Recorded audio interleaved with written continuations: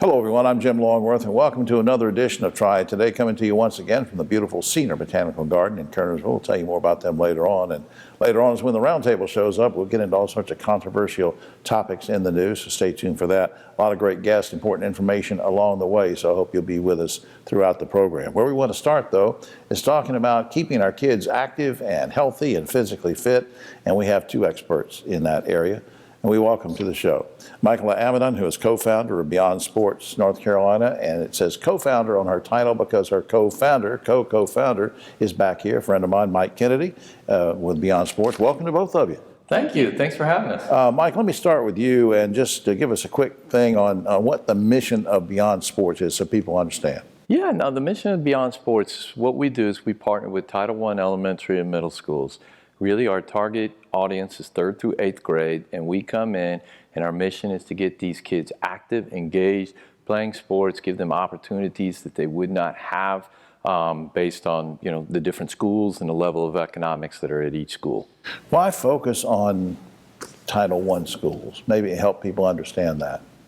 Title I is a designation given to schools based on the economic conditions of that school. Right. And the level of poverty around that neighborhood. So a lot of those kids are not given the same opportunities to play in organized sports leagues and activities after school just based on transportation and finances. And of course, we always assume too that all schools have all the equipment and all the things they need for sports, and that's not the case. It's not the case at all. And you look at what teachers are supplying for their own classroom, and there's really a lack there. So when you add on what are they using for recess and what are they using for after school, those opportunities and that equipment's not there. Maybe I already answered part of this by saying equipment, but I know there's a lot of things you guys do. Give me some examples, Mike, of ways that you help these schools in terms of sports and fitness and helping them stay active. Yeah, absolutely. So what we do is we come in and run 5-week clinics during their recess time, and we'll bring in a different sport each week. We partner with North Carolina A&T, and their athletes, student athletes, will come out and volunteer. But we have organizations in the community such as rowing, volleyball, tennis, football, different things, and they will come. Different organizations will come and run clinics during the day for specific classes for a 5-week period. And I think you've helped too with some, I might use the wrong term, but landscaping and helping around and various playing fields and whatever. I just think that's great. Now, I know you're focused right now on Greensboro schools and the Title I thing. Any plans that you all have to sort of go throughout Guilford County or what? Yeah, absolutely. So we are actually going to be moving to High Point as well in the fall. We run what's called like a pod system where we have one middle school that's connected to 2 or 3 feeder elementary schools. So we try to do it that way so that we can get the kids consistently from 3rd grade up through 8th grade into middle school. Because usually the Title I elementary school will feed into a Title I middle school. Michael, do you need, what do you need? I mean, do you need donations of money, donations of equipment? Do you need volunteers? Tell me what you need.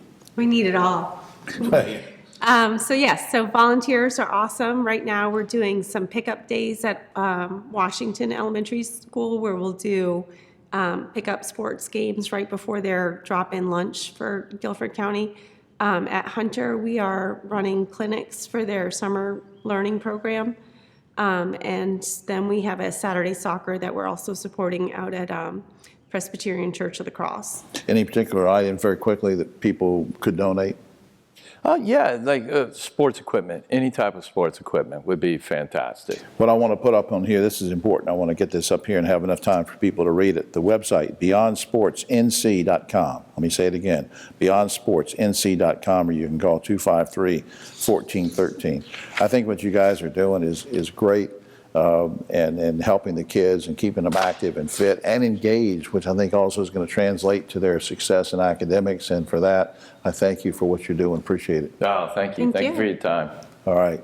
We'll be right back after this. Back now on Triad Today, I'm excited to learn more about a new healthcare facility. It's kind of an expansion of a well-known facility that I grew up around. And we have a very special guest, first-time visitor to the show. Alicia Hutchins is Chief Operating Officer for Novant Health Forsyth Medical Center. Welcome to the show. Thank you for having me. By way of Surrey County. Yes. and Appalachian State University, so we're all tied in together here. I understand that recently Novant Health Forsyth Medical Center broke ground on a new project. Now tell me about that. So we have just broken ground on a new critical care tower. It is a 5-story, 193,000 square foot facility. Wow. Yes, we're super excited. It's going to house 60 critical care rooms along with 36 patient care rooms and state-of-the-art surgical services equipment. So we're just really excited to start that. That's amazing. Now, give me a couple examples of the services that'll be offered there when it's completed, when I go into the tower. What kind of things can I get? Well, Novant Forsyth Medical Center is a very large tertiary care center that's a large referral destination facility. Therefore, it's extremely important we provide high-level critical care along with surgical services, state-of-the-art advanced technology. In the critical care, there'll be a focus on all types of high, minimally invasive procedures for the spine, brain, heart, and vascular surgery. Now, this might sound like a stupid question, so forgive me in advance, but what was the motivation behind designating the tower for critical care? Because there are 50 million other things you could do with a new expansion project. Why critical care? Well, we are, the majority of the patients that we see have a very high acuity. And being one of the largest referral footprints for several surrounding counties, I believe it's up to 22 counties that come into our facility, they really need us to be able to provide that care for them. It's all about serving the patient and what their needs are. And that advanced critical care, along with advanced minimally invasive surgical services, is really going to be meeting the needs of the patients around us. What's the completion date expected for when we can see this thing finished? So it's expected for late 2024 for the exterior. However, we do think that the interior components may go into 2027. Any other projects that are on the horizon for Forsyth Medical Center that you can tell us about? I know sometimes these things are confidential, but... No, sure, I can share. We're really excited about all the work that we've done there and all the work to come. This project, the Critical Care Tower, is actually part of a large multi-phased construction project on campus. It actually launched in 2019. And during that time, we started work on our Women's and Children's Center. We are also going to be expanding some of those services for women's and children. I'll get into that in a few minutes. But also, we're going to develop a new central energy plant. We're going to develop a new kitchen and dining area and a lot of additional improvements and renovation to our patient care When you areas. said you're going to get into this, you said women and children. What did you mean? What are some of the... So women's and children's, we've invested a lot there. In 2019, we did a lot of renovation into those areas. But the next phase of that is really to take a look at post-delivery and looking at what those patients, those mothers and those babies need. So we're going to do a redesign of the post-delivery unit. And then in combination with that, in our 56-bed neonatal intensive care unit, we'll actually house those all in one area, making it easier to access in the facility. It's going to be a brand new space for all of them and be very quiet as well. Yeah, that's amazing. And I think one thing we forget sometimes too, that there's an economic development aspect of this. You're helping to employ people to do the construction. It's good for the community, but especially good for the people that need those services. And I applaud what you're doing over there. Thank you. Up on screen, NovantHealth.org is the general website, NovantHealth.org, but always feel free to go visit Forsyth Medical Center in Winston-Salem. I have been there on a number of occasions, and they have kept me relatively healthy. I don't know about my mind, but I'm still here. So it's thanks for all you do. Will you come back sometime? Absolutely. Thank you for having me. All right. We'll be right back after this. Back now on Triad Today. Always glad when we can spend a few minutes with the good folks from Mountain Valley Hospice and Palliative Care, especially when it concerns looking after our kids. And we have a very special lady with us right now. She's been here before. Christy Bird is Director of Inpatient Units at Mountain Valley Hospice and Palliative Care. Welcome back. Thank you. Thank you for having me. As you can see from the folks at home can see from your T-shirt and from what we're going to talk about, Kids Path. Before we get to the camp, in general, what is Kids Path? Just remind us. Sure. So Kids Path is our specialized program at Mountain Valley Hospice for our pediatric patients, whether they're in hospice, palliative care, or in our bereavement program. Okay. Now, let's go to the camp. What is Camp Kids Path all about? Camp Kids Path is our yearly camp that we have for children who are grieving. They come to camp and we try to help them normalize their feelings. We let them interact with other children who've had some of the same experiences, so they know that they're not alone. And we go through a bunch of activities through camp in those couple of days where they get to memorialize their loved one, but also get to have a lot of fun too. I'll get to some of the activities in a second I want to ask you about, but in general, why is it important for children? I guess sometimes adults will dismiss it and say, well, they can spring back from, yes, they lost their grandmother, yes, they lost their mother, but they're durable, they're kids. Why is it important for kids to grieve and to be able to express these emotions? Well, sure. So kids, are resilient. We think of children being resilient, but they also will grieve and miss their loved one. And so it's important for them to have a way to be able to express that emotional pain. And camp is a great way to be able to do that. Now, I interrupted you just a second ago. Let me double back here. Activities. Give me an example of a couple things specifically that will go on at the camp so that folks, parents and guardians will know all about this. Sure. So the kids are going to come in and we're going to start right away in activities. But they get to do things like art therapy, where they get to express their grief through art. They do memorial stones, where they get to make a stone and memorialize their loved one. Sometimes we do fun activities like breaking pots, just to show how sometimes through grief we're broken, but then they put those pieces back together to make something beautiful with a mosaic, so that they can just see what it's going to look like, that life goes on and that there is a good future for them. Isn't that something? Yeah. Very symbolic of what they're trying to go Yes. through. How long would the camp last typically? So the camp is 2 days. It's a Thursday and Friday, and it lasts from 8 to 5 both days.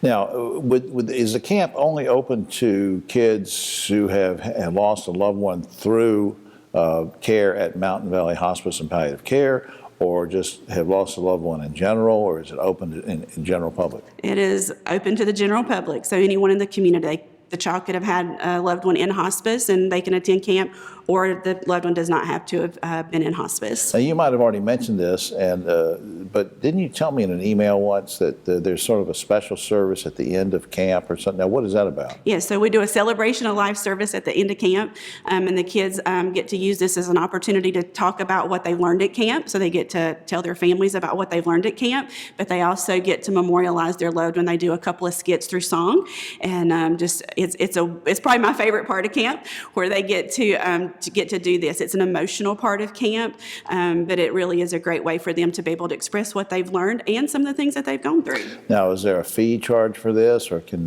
how does that work? So camp is no cost to the children who attend.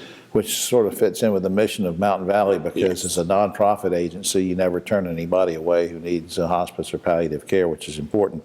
Up on screen, I want to put this because I want to ask you, as we're watching it, mtmvalleyhospice.org/grief camp, or you can call 789-2922. What's the easiest way for parents to sign up a child? Would it be through the website or what? Probably the best way is to go through the website. The registration form is right there. But if they don't have access and need to give us a call, we can mail them a registration form or just do it right over the phone with them. Christy, you are a true angel, and I appreciate everything you're doing for the kids and the family. Well, thank you for having me. All right. We'll be right back after this. Back now on Triad Today, and let's talk about hiking and hiking safety. So I brought in two hiking safety experts. No, they really are. And you know them well. They're always here with us. Our good friends, David Daggett, Griff Schuler, partners and attorneys at Daggett Schuler. Good to see you guys. Hey, good to see you, Jim. Now, I think from our conversations over the years, our viewers know, and people throughout the community have known you guys even before you were on the show, of course. And then, David Daggett, he's a great athlete. And Griff, I've heard he's a great athlete in soccer and all this stuff. But my question is, if we're going to talk about hiking safety, I want to know first the bona fides here. Do you both hike? Yes. Not in my suit. Yeah, we don't do that. But you do hike. We do hike. We have together. We have with our spouses together. And All right. Now, let me go to the first question, because I don't know anything about this. You emailed me one day and said it's important to have a trail map. First, what do you mean a trail map? And second, where do you get it? So if you go to one of the bigger parks, which we are fortunate to have some wonderful ones around us. We all know about Pilot Mountain and Hanging Rock, but we've also got Stone Mountain and lots of places off the Blue Ridge Parkway. They have what are called trail maps. Now they're online, but you can also pick them up at the park office, a paper one, to show you where you're going. And it's particularly in a big park, Stone Mountain, I've gotten lost there running before. I didn't have a map. But for the inexperienced person, it could get quite dangerous if you don't know where you are and where you're going. Okay. Griff, a lot of people will do a day hike. You and I were talking about this before, not necessarily camping out or whatever.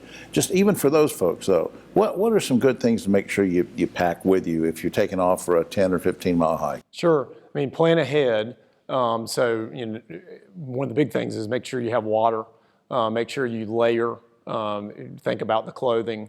I know a lot of people nowadays, particularly this summer, may be thinking about going to one of the big national parks out west. You need to know in advance things like, national parks out there, you need bear spray.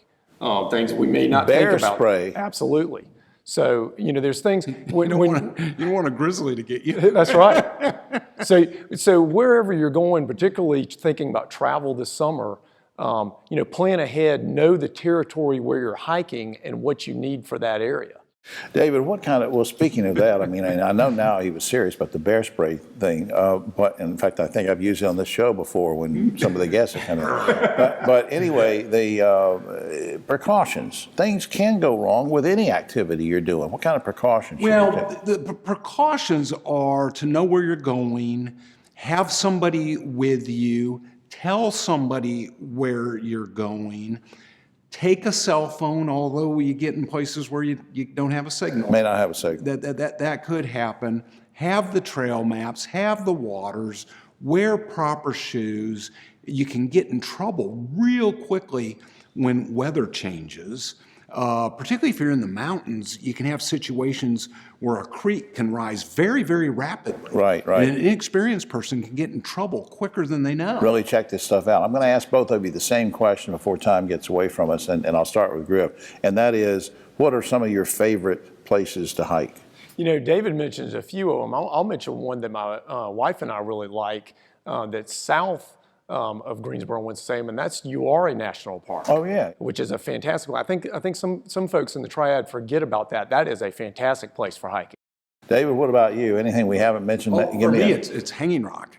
In fact, I got engaged on a cliff hanging off the backside. You got engaged? Got engaged to my wife on a cliff hanging off the backside. I don't want to. And she had no choice but to say yes because it was about it was 1,000 feet down. Are you making this up? No, true story. She said yes.